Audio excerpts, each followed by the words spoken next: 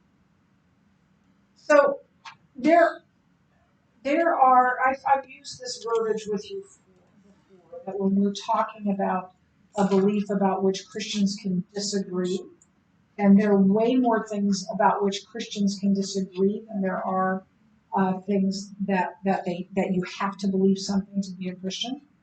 And one of the things I say to you is that this is not a hill to die on. This isn't worth arguing with your friend or losing a friendship. It's something about which Christians can disagree. But there's also things that are non-negotiable. These are hills to die on. These are things that if you take that out, it is no longer Christianity. If you take out that Jesus, in the beginning was the Word, and the Word was with God, and the Word was God, who was in the beginning with God, all things were made through him, and without him was not anything made that was made. If Jesus is not the Christ, if Jesus is not God, you no longer have Christianity. That's a hill to die on. That's something about which Christians or people cannot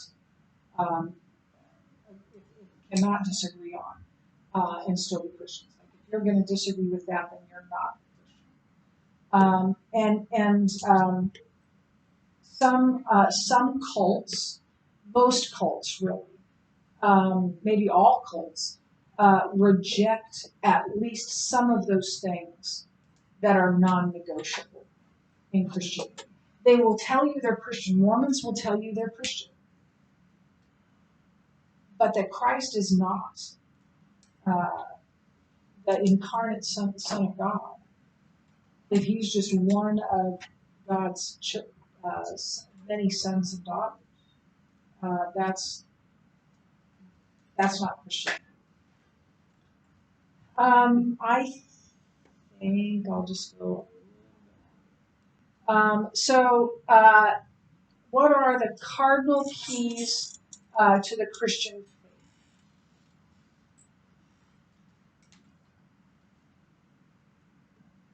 So the first one is that there's only one God, triune God. There's only one God. God consists of three persons. Jesus Christ is God the Son. So these are things. These are hills to die on. These are non-negotiables.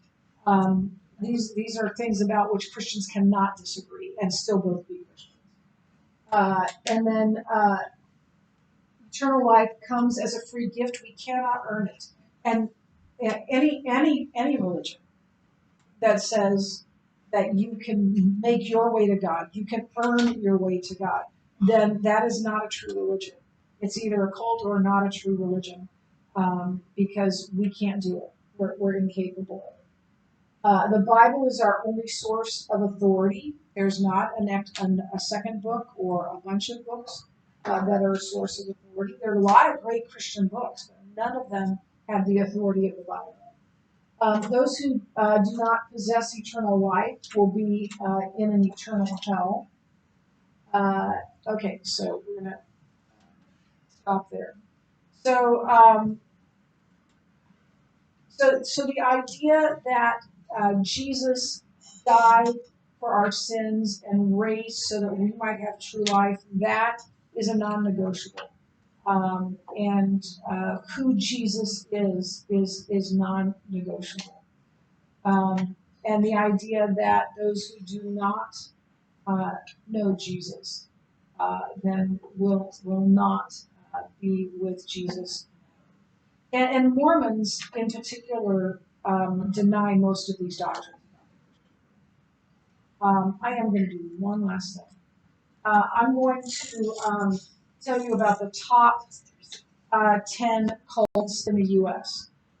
And notice that they often have names that sound like a legitimate church, which is part of the deal. I'm just going to read this first part. If you truly want to make someone look bad these days, call the group or church to which they belong a cult. Instantly, that person or group is identified with David Koresh and the Branch Davidians, Jim Jones and the People's Temple, or Marshall White and Heaven's Gate, a few of the most notorious contemporary examples of destructive cults in America. These are older cults but just to help you understand, have you heard about Waco? That's the Branch Davidians, where the government went in and tried to stop them from what they were doing because they were doing illegal things on their compound with their cult. And drugs and a lot of other things. It ended up what? Yeah, and abuse, all kinds of things, and it ended up being just a huge, really just blew up, quite literally. It blew up. The People's Temple and Jim Jones. This is when I was in high school. I remember this clearly. He took his followers down to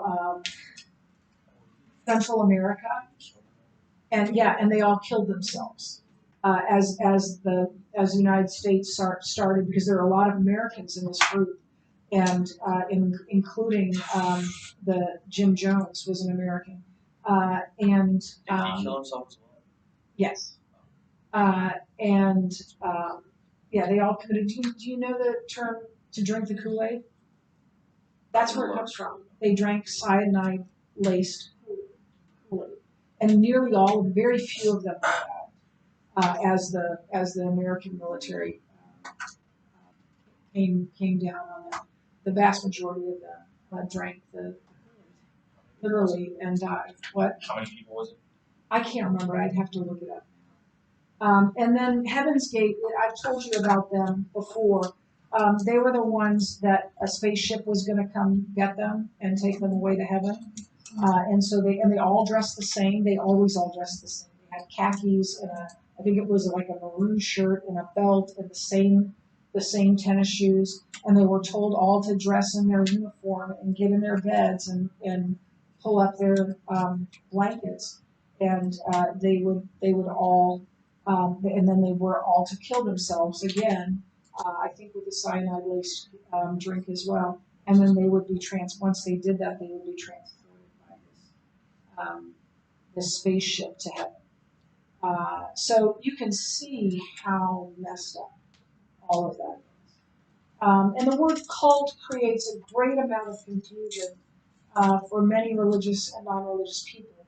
Some would define a cult as any group of wackos who take religion more seriously than I do. And that is not what a cult is. And for the purposes of this article, it says that the term cult should be reserved for only the most recognizably destructive groups, both from a Christian perspective, or a non-Christian perspective. And so from a Christian perspective point of view, there are two very important considerations in identifying destructive or an unhealthy group. First, there is the theological consideration. How consistent are the group's beliefs with the basic tenets of historic Christian faith? I don't care if it's a cult or if it's just a false religion. If it doesn't line up with the Bible, then it can't be true. And then second, there is a social psychological consideration. How are power, authority, and control exercised in the group? And this evaluates the techniques of manipulation and mind control.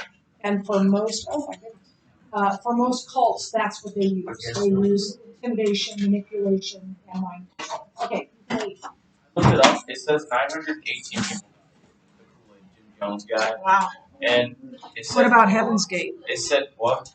What about Heaven's Gate?